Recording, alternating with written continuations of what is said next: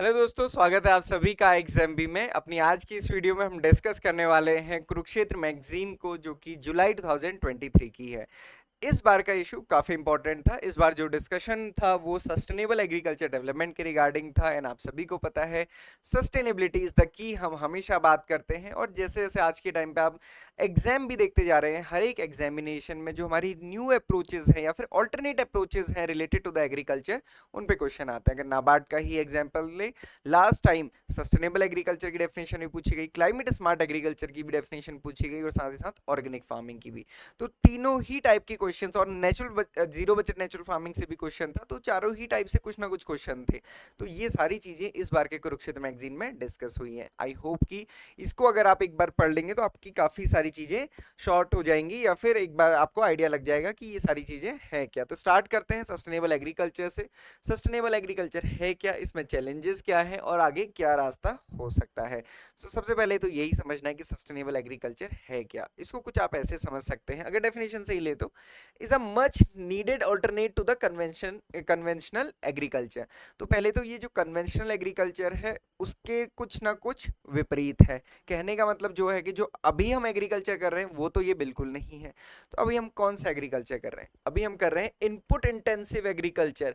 Input intensive agriculture mean जिसमें कि inputs की रिक्वायरमेंट बहुत ज़्यादा होती है। जैसे आप देखते हैं हम बहुत ज़्यादा फर्टिलाइजर यूज़ करते हैं, केमिकल्स यूज़ करते हैं, और आप सभी को पता है कि केमिकल्स न सिर्फ हमको नुकसान करता है बल्कि सॉइल को भी नुकसान करता है। ग्राउंड वाटर लेवल हर जगह, ग्रीन हाउस गैसेस, तो हर जगह जितने भी कंपोनेंट्स हैं अर्थ के, हर किसी को केमिकल्स के थ्रू नुकसान होता है। तो उसको छोड़ के हमको सस्टेनेबल एग्रीकल्चर की तरफ जाना है, which in the long term degrades the. अभी क्या क्या डिग्रेड करता है वो भी लॉन्ग टर्म में? एक तो टॉप सॉइल, अब बार बार केमिकल डाल रहे हैं, फर्टिलाइजर डाल रहे हैं, केमिकल्स डाल डाल के हमने जितना भी सॉइल फ्लोरा एंड फौना था उसको खत्म कर दिया।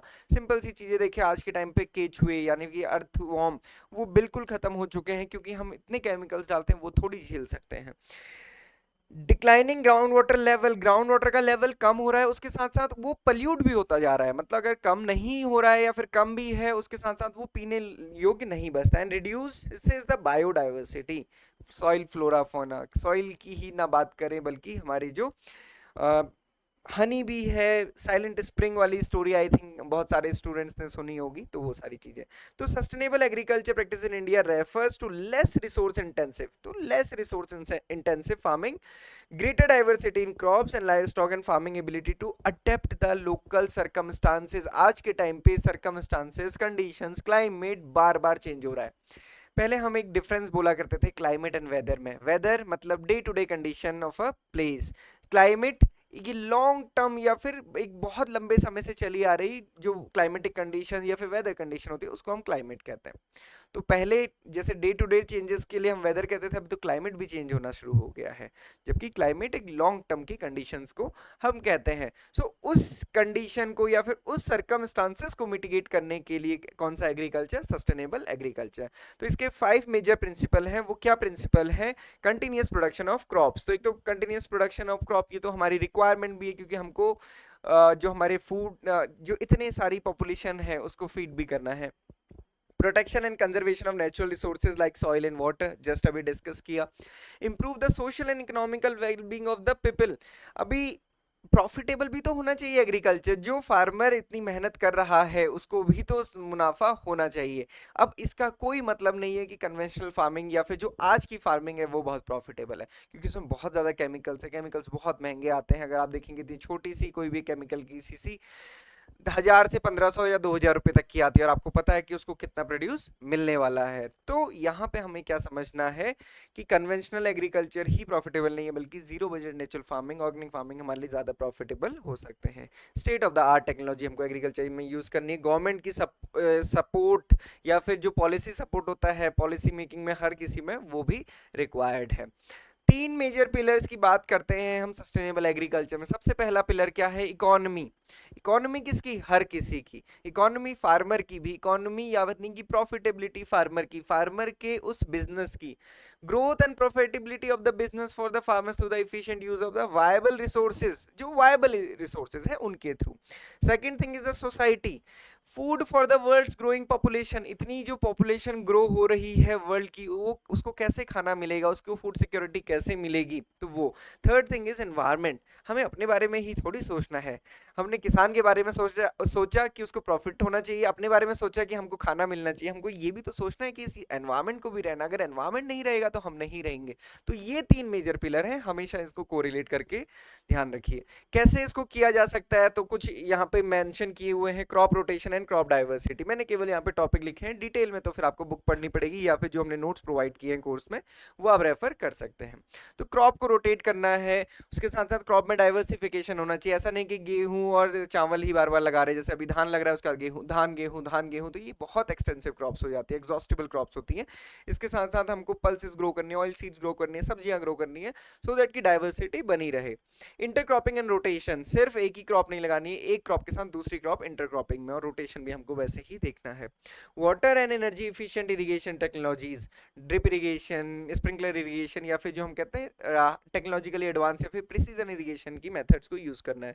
रिड्यूसिंग और एलिमिनेटिंग टिलेज, बहुत ज़्यादा टिलेज नहीं करना है, कॉम्पैक्शन भी होता है, बहुत ज़्यादा एनर्जी की रिक्वायरमेंट होती है ट्रैक्टर को चलने के लिए, तो उसको भी रिड्यूस करना है। लाइव स्टॉक एंड क्रॉप्स को इंटीग्रेट करना है। Then adopting agro forestry, agriculture plus forestry दोनों को साथ लेके, growing cover crops so that की वाटर लॉस मिनिमम हो, integrated pest management system, chemicals के भरोसे ही नहीं रहना है, अर्बन पॉलीकल्चर, शहर में अपनी छत में भी हम कुछ उगाएं, बायोफ्यूल्स, ये सारी रिक्वायरमेंट्स या फिर अप्रोचेस हैं towards the sustainable agriculture. Then recommendation adoption of the sustainable agriculture practices, जो अभी हमने डिस्कस किया वही यहाँ पे मेंशन किया है, जैसे कि आप देख सकते हैं सबसे पहला पॉइंट है, rainfed area should be focused on as the area of primary gain because they are already performing low resource agriculture. वो पहले से ही कम रिसोर्सेज यूज कर रहे हैं, तो उनको हम थोड़ा सा और डेवलप कर सकते हैं और उनसे अच्छा ग्रो कर सकते हैं। अथॉरिटी गाइडलाइंस बनाए सस्टेनेबल एग्रीकल्चर के लिए, जीरो बजट नेचुरल फार्मिंग के लिए, ऑर्गेनिक फार्मिंग के लिए, सो दैट कि उनको प्रमोट किया जा सके ना। ऐसे ही थोड़ी प्रमोट होगा कि एक तो फार्मर को आप बता दें कि देखो अभी आप नॉर्मल फार्मिंग कर रहे हो, 60 क्विंटल हो रहा है, फिर 30 ही क्विंटल प्रोड्यूस होगा, तो उसको तो नॉर्मल इकोनॉमिक्स दिखाई देगी, तो उसको कैसे कन्वर्ट करना है ये ध्यान रखना है अथॉरिटीज को। Proper focus should be kept on the knowledge exchange, proper knowledge जो पंतनगर यूनिवर्सिटी ने अपनी लैब में बनाया है, आईआरआई ने बनाया, पीएयू ने बनाया, वो किसान को भी पता चल सके, वो टेक्नोलॉजी कैसे प्रॉपरली यूज करनी है, प्रॉपर उसका गाइडेंस उसको मिले। Authority should extend short term transition support भी दिया जाए। अगर फार्मर, जैसे आप देखते हैं ऑर्गेनिक फार्मिंग में दिया जाता है सपोर्ट, बट वो सपोर्ट बहुत कम है। Financial support, use of technology, ये सारा कुछ इसमें मेंशन किया हुआ है। इसका पीडीएफ आपको मिल जाएगा, तो ये सारी चीजें आप देख सकते हैं, बट पीडीएफ मिल जाएगा जहां पे हम कहते हैं तो आपको लगता है कि हम पढ़ लेंगे, और पढ़ने का समय कभी नहीं आता है, तो थोड़ा सा ध्यान रखना है। सस्टेनेबल एग्रीकल्चर की जरूरत क्या है, इसे समझिए। आज के टाइम पे एग्रीकल्चर देखेंगे, इंडिया में एग्रीकल्चर की क्या इंपॉर्टेंस है। एग्रीकल्चर प्राइमरी सेक्टर है हमारी इकोनॉमी का, बट वो कितना प्रोड्यूस कर रहा है, सिर्फ 18.2 या फिर 19 या फिर मैक्सिमम आप मानिए कि 20%। बट कितनी पॉपुलेशन उस पर डिपेंडेंट है, 45.6% ऑफ द वर्कफोर्स, जो कामकाजी जनसंख्या है वो 45.6% एग्रीकल्चर में डिपेंडेंट है। अब बाकी बचे हुए दो सेक्टर, इंडस्ट्री और सर्विसेज सेक्टर, उसमें 80% ऑफ द जीवीए है। आप देख सकते हो कि जो मेजर पार्ट आ रहा है वो इंडस्ट्री और सर्विसेज से आ रहा है, बट वो कितनों को एम्प्लॉय कर रहा है, 54.4% को। एग्रीकल्चर का कंट्री के डेवलपमेंट या फिर इकोनॉमिक डेवलपमेंट में केवल 20% का रोल है, बट कितनी बड़ी पॉपुलेशन उस पर डिपेंडेंट है, तो हमको एग्रीकल्चर को तो बचाना पड़ेगा ही। भले ही जीवीए पे वो ना रिफ्लेक्ट हो, बट एम्प्लॉयमेंट डेटा पे वो बहुत ज्यादा रिफ्लेक्ट होता है। तो कैसे हम इसमें क्या क्या कर सकते हैं, टेक्नोलॉजी कैसे यूज की जा सकती है सस्टेनेबल फार्मिंग के लिए। तो जो नई टेक्निक्स हैं, जैसे प्रिसीजन फार्मिंग है, प्रिसीजन फार्मिंग हम किसे कहते हैं कि हमको डेटा को और प्रिसीजन, जैसे आप देखेंगे sensor farming integrate various technology such as sensor, GPS mapping, data analytics, monitor and the optimise crop performance, उसको यूज करना है अपने क्रॉप प्रोडक्शन के लिए। मतलब जो फार्मर सोच सकता है वो बहुत उस चीज को इंटीग्रेट करके साइंटिफिक अप्रोच के साथ किया जा सकता है precision farming. Agro forestry, agriculture ही क्यों करे, फॉरेस्ट्री ही क्यों करे, दोनों को मिलके कर लेते हैं, दोनों में ज्यादा बेनिफिट होगा, टेक्नोलॉजी भी हम इसके अकॉर्डिंग डिजाइन कर सकते हैं। Third thing is the vertical farming. Vertical farming क्या है, आज के दिन आप सभी को पता है कि लैंड छोटी होती जा रही है, और हमको पॉपुलेशन बढ़ती जा रही है, फूड ग्रेन प्रोडक्शन भी बढ़ाना है, कैसे बढ़ेगा? तो हमको वर्टिकल प्रोडक्शन बढ़ाना पड़ेगा, मतलब कम एरिया पे ज्यादा पैदावार। उसके लिए बहुत सारे तरीके हो सकते हैं, आप देख रहे हैं ये वर्टिकल फार्मिंग का एक तरीका है। तो ये वर्टिकल फार्मिंग है, अगेन ये एक टेक्नोलॉजी है जिसको एग्रीकल्चर में यूज करके प्रॉस्पेरिटी लाई जा सकती है। फिर है हाइड्रोपोनिक, जिसको हम सॉइललेस कल्चर कहते हैं। हाइड्रोपोनिक्स है, एरोपोनिक्स है, मतलब सॉइल के बिना पानी में या फिर एयर में, तो हाइड्रोपोनिक्स। रिन्यूएबल एनर्जी, जो एनर्जी खत्म नहीं हो सकती है उसको हमको यूज करना है। Robotics and automation, so that की जो लेबर इशू है उसको थोड़ा सा हैंडल किया जा सके, जो कमी है उसे दूर किया जा सके, और रियल टाइम में या फिर जो इन प्रॉफिट है उसको मैक्सिमाइज किया जा सके। अब जब इतनी अच्छी अच्छी बातें तो हम कर क्यों नहीं रहे हैं, हो क्यों नहीं रहा है, इतने सारे लोग इसमें लगे हुए, होता क्यों नहीं है? इशू ये है, lack of awareness and knowledge. Awareness नहीं है, नॉलेज नहीं है, करना कैसे है, कहाँ करना है, कौन करेगा, कुछ नहीं पता। Limited access to the finance, finance की एक्सेस अभी भी नहीं है। फार्मर को कुछ भी चीज करनी, जितनी बातें हमने पिछले की, उसके लिए एक बहुत बड़े अमाउंट की जरूरत है पैसे की, वो उसकी एक्सेस अभी भी बहुत कम है। रीजन बहुत कुछ है उसमें, हम ये नहीं कह सकते कि बैंक आज के हर जगह है, बैंक हर जगह है तो हर किसी को लोन भी नहीं देता। इनएडिक्वेट policy and the regulatory framework, उसके रिगार्डिंग पॉलिसी फ्रेमवर्क अभी भी हमारा उतना तगड़ा नहीं है। रिसर्च एंड डेवलपमेंट की कमी है, इंफ्रास्ट्रक्चर एंड टेक्निकल सपोर्ट नहीं मिलता है, प्रोडक्टिविटी का एक बहुत बड़ा चैलेंज है। फ्रेगमेंटेशन ऑफ लैंड होल्डिंग, ये तो सबसे बड़ा ही चैलेंज है एग्रीकल्चर में, एक तो जमीन कम है, उसके बाद वो भी बटी हुई है नंबर ऑफ प्लेसेस पे। Lack of market access and the climate change, these are the major issues related with the sustainability. Then initiative, government क्या इनिशिएटिव ले रही है? नमसा, इसके लिए लॉन्च किया गया था national mission for the sustainable agriculture, Pradhanmantri Krishi Sinchai Yojana, so that we can use water judiciously, इसको कंजर्व भी किया जा सके, उसको आगे तक भी पहुंचाया जा सके। IWMP, integrated watershed management programme, national food security mission, Fasal Bima योजना, सॉइल हेल्थ कार्ड, ये सारे इनिशिएटिव किसके लिए हैं? सो दैट कि हम सस्टेनेबिलिटी को अचीव कर सके। इसमें कहीं पे भी ऐसी बात नहीं कि जिसमें हमने केमिकल्स या किसी ऐसी चीज को प्रमोट किया जिससे कि हमारा एनवायरमेंट खराब होगा। अब आती है बात क्लाइमेट सस्टेनेबल एग्रीकल्चर की। क्लाइमेट सस्टेनेबिलिटी की जब भी हम बात करते हैं, लास्ट टाइम ये क्वेश्चन पूछा गया था, क्लाइमेट स्मार्ट एग्रीकल्चर पूछा था, इसके बाद वहां पे आएंगे हम। सस्टेनेबिलिटी आप समझ गए कि हमको अपना ही पेट नहीं भरना है, हमारी आगे वाली जनरेशन के लिए भी सोचना है। सतत पोषणीय विकास, हमेशा चलने वाला, निरंतर होने वाला विकास, वो सस्टेनेबिलिटी है। अब इशू क्या है क्लाइमेट के साथ? क्लाइमेट चेंज, एक तो क्लाइमेट के साथ चेंज लग गया है, poses significant threats to the agriculture productivity with shifting weather patterns, increased frequency of the extreme weather events and changing pest and disease dynamics। बार बार बाढ़ आ जाती है, आप देखेंगे बारिश शुरू हुई नहीं कि बाढ़ आना शुरू हो गई। ये क्या है? ये एक्सट्रीम वेदर कंडीशन है। बारिश थोड़ा आराम से हो सकती थी पर नहीं, एक साथ ही हो गई। ऊपर से ला नीना का खतरा अलग, एल नीनो का खतरा अलग है हमारे सर पे। तो ये सारे इश्यूज हैं जिनकी वजह से एक्सट्रीम वेदर कंडीशन है, या तो बहुत गर्मी या तो बहुत बारिश, दोनों ही कंडीशन किसी भी काम की नहीं है। उसमें क्या होता है, हर किसी का डायनामिक चेंज होता है, जैसे हमारा चेंज होता है। बहुत ज्यादा गर्मी होगी, हम अपने एसी लगा लेंगे, है ना, तो हमने एनवायरमेंट चेंज कर दिया। सिमिलरली जो माइक्रो एनवायरमेंट है या फिर जो अदर ऑर्गेनिज्म है, वो भी तो अपने आप को अडेप्ट करेंगे, तो उनका डायनामिक भी चेंज होता है और वो हमारे लिए इशू क्रिएट करता है। कोविड-19 ने में हमने सारी चीजें देखी। अब ग्लोबल वार्मिंग हमारे लिए चैलेंज कैसे है? फूड प्रोडक्शन हमको 70% बढ़ाना है 2050 तक। अब ये सोचिए कितना बड़ा चैलेंज हमारे पास है। 2025 या फिर हम 2023 में हम ऑलरेडी हैं। 70% फूड गेन हमारा आज के कंपैरिजन में 2050 में होना चाहिए, इतना इंक्रीज करना है। और टेम्परेचर बढ़ने के साथ हमारी क्रॉप की यील्ड घटती जा रही है। एक तो हमारी यील्ड घटती जा रही है और हमें प्रोडक्शन बढ़ाना है, कितना बड़ा चैलेंज है। क्लाइमेट चेंज से क्या होता है? एनुअल एग्रीकल्चर लॉस होता है, मॉनेटरी लॉस, इकोनॉमिक्स खराब हो गई, फार्मर को लॉस, कंट्री को लॉस, हर किसी को लॉस। तो ये चीज है। और उसके साथ साथ हमने देखा कि एग्रीकल्चर कितना ज्यादा कंट्रीब्यूशन करता है ग्रीन हाउस इमिशन में, तो इसलिए ये सारे चैलेंजेस हमारे पास है। अब क्लाइमेट स्मार्ट एग्रीकल्चर क्या? सस्टेनेबल हमने बात कर ली, सस्टेनेबल मतलब आगे भी बचाना है और क्लाइमेट को भी देखना है। क्लाइमेट स्मार्ट एग्रीकल्चर अप्रोच है that aims to achieve the sustainable agriculture while addressing the challenges posed by the climate change and environmental concern. तो अब कहेंगे मोटा माटी अगर इसको आप ऐसे समझें, climate sustainable agriculture, climate smart agriculture, बहुत ज़्यादा डिफरेंस नहीं है। सस्टेनेबल जब हम बात करते हैं तो हम एक लॉन्ग टर्म की बात करते हैं, स्मार्ट एग्रीकल्चर में हम अभी की बात करते हैं कि अभी हम खेती कर रहे हैं तो उसमें कौन सी ऐसी स्मार्ट टेक्निक यूज़ कर रहे हैं जिससे कि सस्टेनेबिलिटी भी अचीव होगी। और इसका जो सबसे बड़ा रोल होता है वो अडेप्टेशन एंड मिटिगेशन में होता है। एक तो कि चेंजिंग क्लाइमेटिक कंडीशन को अडेप्ट कर सकें या फिर मिटिगेट कर सकें उसके इफेक्ट को। भाई बहुत गर्मी पड़ेगी तो फसल में कोई फर्क नहीं पड़ेगा, ये टेक्नोलॉजी का बेनिफिट होना चाहिए। इसके लिए क्या इंसेंटिव लिए गए हैं, इनिशिएटिव लिए गए हैं? National innovation on the climate resilient agriculture, sub mission on agro forestry, national livestock mission, water mission, Kisan hub, Pradhan Mantri Fasal Bima योजना। तो ये स्कीम्स हैं जो कि क्लाइमेटिक कंडीशंस के अकॉर्डिंग वर्क कर रही हैं। अब यहाँ पे हम एक हर किसी को डिस्कस नहीं करेंगे, मैंने आपको जैसे पहले ही बताया कि इसका पीडीएफ आपको मिल जाएगा हमारे टेलीग्राम चैनल में या फिर नीचे डिस्क्रिप्शन बॉक्स के लिंक में, आप वहाँ से इसको डाउनलोड कर सकते हैं। अब आता है ड्राईलैंड फार्मिंग। ये क्योंकि कंसेप्चुअल टॉपिक है तो इसको बहुत ज़्यादा भी यहाँ पे डिस्कस नहीं करेंगे, आप हमने इससे पहले इस पे वीडियोस बनाई हैं, आप उसको देख सकते हैं। बट इसकी बात कही क्यों गई? ड्राईलैंड एग्रीकल्चर होता क्या है? ड्राईलैंड एग्रीकल्चर वो होता है जहाँ पे हम एग्रीकल्चर वाटर की रिक्वायरमेंट रेनफॉल से ही पूरी कर पाते हैं, इरिगेशन का कोई सोर्स नहीं होता है। इरिगेशन किसे कहते हैं? Artificial application of water. तो आर्टिफिशियल एप्लीकेशन या फिर आर्टिफिशियल एप्लीकेशन के लिए कोई सोर्स नहीं है पानी का, निर्भरता किस पे है? वर्षा पे। वर्षा आधारित खेती को कहते हैं ड्राईलैंड एग्रीकल्चर। इसको फर्दर 3 क्लासेस में डिवाइड किया जाता है, जिसमें कि ड्राई फार्मिंग आता है लेस देन 750 mm।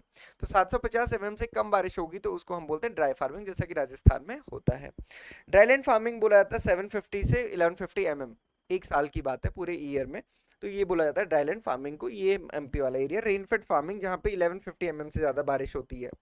अब ऐसा नहीं है कि रेनफेड फार्मिंग बहुत अच्छी कंडीशन है। रेनफेड फार्मिंग की कंडीशन आप ऐसे देख सकते हो कि उत्तराखंड में एक दिन में 500 mm बारिश हो गया, वो किस काम की? उससे लैंडस्लाइड और हो गया, एग्रीकल्चर और खराब हो गया, तो वो भी यूजफुल नहीं होता है। हमें इरिगेशन या फिर वाटर की रिक्वायरमेंट जो है उसके अकॉर्डिंग ही मिलना चाहिए, ना ज़्यादा ना कम। स्ट्रेटजी एंड स्कीम्स, इसके लिए गवर्नमेंट ने क्या कर रहे हैं या फिर हम ड्राईलैंड एग्रीकल्चर को कैसे अच्छे से कर सकते हैं। जैसे हमने देखा था ना, सस्टेनेबल अप्रोच के लिए एक वो दिया गया था कि कैसे इसको किया जा सकता है। तो उसमें था कि रेनफेड एरिया में जहाँ पे ऑलरेडी कम रिसोर्सेज यूज हो रहे हैं तो उसको हम प्रॉफिटेबल बना सकते हैं। तो इंटीग्रेटेड फार्मिंग करके, प्रॉपर क्रॉप सिलेक्शन, कौन सी सही क्रॉप है यूज ग्रो करने के लिए, टेक्नोलॉजी को अडॉप्ट करके, soil conservation, building capacity and market support, इसके थ्रू हम ये यहाँ पे अचीव कर सकते हैं। ऑर्गेनिक फार्मिंग की बात करें तो इंडिया ने ऑर्गेनिक फार्मिंग में बहुत अच्छा किया है। एनपीओपी एंड पीकेवीवाई 2 स्कीम है जो ऑर्गेनिक फार्मिंग के लिए वर्क कर रही हैं। और इसमें अगर हम देखेंगे, एमपी इंडिया का ऐसा स्टेट है जहाँ पे बहुत बड़ा एरिया ऑर्गेनिक फार्मिंग के अंदर है, या यूँ कहें कि एमपी की फर्स्ट रैंक है। एमपी, राजस्थान एंड महाराष्ट्र ये अकाउंट करते हैं half of the area under the organic cultivation. Millets की बात करें, फ्यूचर ऑफ सस्टेनेबल एग्रीकल्चर, क्योंकि जैसे जैसे टेम्परेचर बढ़ता जाएगा हमारी क्रॉप्स भी नहीं रह पाएंगे, हालांकि हम भी नहीं रह पाएंगे, बट मिलेट्स उसमें अच्छा ग्रो कर पाएंगे क्योंकि ये C4 क्रॉप्स हैं, इसीलिए इनको फ्यूचर फूड कहा जाता है। लार्जेस्ट प्रोड्यूसर है मिलेट्स का इंडिया ग्लोबली। आंध्र प्रदेश, गुजरात, हरियाणा, इनका बहुत ज़्यादा रोल है इसमें। मिलेट्स में भी देखेंगे तो pearl millet, sorghum and finger millet का सबसे ज़्यादा कंट्रीब्यूशन है। प्राइम वेराइटीज़ में ये भी हमने डिस्कस किया है, constitute 90% and 20% respectively of the total world's production. तो इतना ज़्यादा अभी हम प्रोड्यूस कर रहे हैं, प्रोडक्टिविटी भी हमारी ज़्यादा है। श्री अन्ना इसको नाम दिया गया था बजट में। सो इसके लिए, और इसके साथ साथ एक और चीज़ आती है, कंट्रीब्यूशन ऑफ वुमेन। इसकी हम बात कैसे करेंगे, क्योंकि सस्टेनेबिलिटी की बात कर रहे हैं तो सभी की सस्टेनेबिलिटी होनी चाहिए। विमेन का अगर आप देखेंगे एग्रीकल्चर में बहुत बड़ा रोल है। मैक्सिमम खेती से जुड़े काम महिलाएं करती हैं, बट उनको रिकॉग्नाइज ही नहीं किया जाता है। या फिर आप देखेंगे, जैसे पहला पॉइंट है issues and challenges face by the rural women. तो बहुत सारे इश्यूज और चैलेंजेस वो फेस कर रही हैं। जो पुरुष हैं घर के, वो हम कह सकते हैं रोजगार की तलाश में शहर चले गए, पर महिलाएं वहीं रह गई, वो एग्रीकल्चर वही कर रही है। अब उनके वर्क को कोई रिकॉग्नाइज नहीं करता है। या फिर अगर खेती में दोनों ही लोग कर रहे हैं तो जो ट्रैक्टर वाला काम है या टेक्नोलॉजी वाला काम है वो पुरुष कर रहा है, बाकी जो काम है वो महिला कर रही है। स्किल बहुत कम है। लैंड ओनरशिप एंड रिकॉर्ड, वो तो अभी शुक्र है गवर्नमेंट का कि कई जगह गवर्नमेंट ने कहा कि हम टैक्स में रिबेट देंगे अगर लैंड को रजिस्टर किया जाएगा महिला के नाम पे, तो महिला के नाम पे लैंड होल्डिंग आना शुरू हुआ। अदरवाइज वाइज महिला के नाम पर लैंड होल्डिंग नहीं आती थी। पुअर क्रेडिट, क्रेडिट बहुत कम है या फिर उस टाइप से ओरिएंटेशन ही नहीं है। Inequality in the market access, ये मेल एंड फीमेल के केसेस में बहुत ज़्यादा होता है। गवर्नमेंट ने फीमेल को, या फिर हम कह सकते हैं विमेन एम्पावरमेंट इन एग्रीकल्चर, जिसको जेंडर मेन स्ट्रीमिंग भी कहा जाता है, उसके लिए बहुत सारे इनिशिएटिव्स लाए हैं, जिसमें कि NABARD SHG bank linkage programme है, नेशनल रूरल लाइवलीहुड मिशन है, किसान सशक्तिकरण परियोजना है, encourage of the women leadership in FPO, skill training courses, Pradhanmantri Kaushal विकास योजना, महिला शक्ति केंद्र योजना। तो ये सारी इन इनिशिएटिव्स हैं जो गवर्नमेंट लेकर आई है फीमेल बेनिफिशरीज के लिए। So this is all about the Kurukshetra month July 2023 sustainable agriculture. बहुत इंपॉर्टेंट इशू, लास्ट टाइम भी इंपॉर्टेंट था, अभी भी इंपॉर्टेंट है। आपके आने वाले एग्जामिनेशन, नाबार्ड, एएफओ, कोई भी एग्रीकल्चर रिलेटेड एग्जामिनेशन में यहाँ से क्वेश्चन आ सकते हैं। फिर हम ये सोचते हैं कि ये क्वेश्चन आया कहाँ से, क्योंकि ये आउट ऑफ द बॉक्स, या फिर हम कह सके ये इस टाइप का है जो करंट ट्रेंड्स के अकॉर्डिंग डिस्कस किया गया है। तो ये आपको यहाँ पे मिल जाएगा, इसका पीडीएफ आपको मिल जाएगा। कोर्स में भी वीडियो और साथ साथ हम लाइव क्लासेस में चीजें डिस्कस करते हैं। कोई भी डाउट, क्वेरी, क्वेश्चन आप यहाँ पे पूछ सकते हैं। Thank you for watching this video and have a very great day ahead.